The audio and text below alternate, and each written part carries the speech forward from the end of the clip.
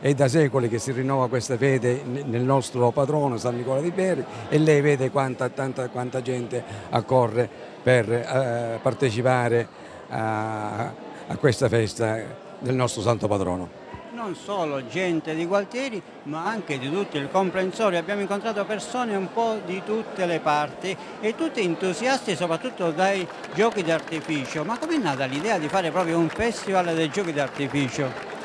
Ma guardi, forse il Festival dei Fuochi d'Artificio è stato, l'idea è stata, credo mia, durante la mia amministrazione. Io sono stato sindaco dal 98 al 2008 e in quell'occasione però i fuochi d'artificio, ecco, è stata sempre una caratteristica, una peculiarità di questa festa. È da secoli che si spara e si cerca, forse, non lo so, si vogliono fare questi fuochi d'artificio sempre più belli, sempre più forti, in maniera tale da dimostrare questa nostra devozione sempre di più verso questo santo. Li facciamo sentire oltreoceano questi nostri fuochi.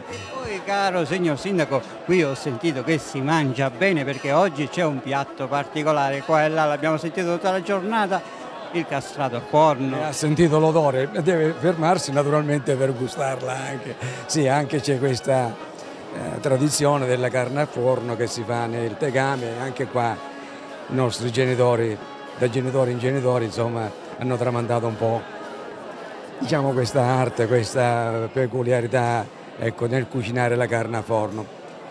Sindaco, noi siamo abituati a girare in lungo e in largo per tutta la Sicilia, ma qui abbiamo scrigni di bellezza che vanno assolutamente scoperti. Gualtieri si camminò, ha anche una parte paesaggistica, naturalistica bellissima, penso alle cascate, quindi è da visitare. Oltre ai siti che possono essere di pregio, ecco, di interesse sotto il profilo turistico, io credo che la caratteristica principale del nostro paese è l'accoglienza. Il nostro è un paese dove si vive bene, un paese accogliente, un paese vivo, un paese sicuro e quindi noi dobbiamo pubblicizzarlo anche per questo. E diciamo che di tutto questo forse è San Nicola che attraverso la forte aggregazione, attraverso questa forte devozione unisce tutto il popolo. Il popolo attraverso anche questa festa si unisce insieme e spera, ecco, di incarnare questi valori che ha portato il nostro santo.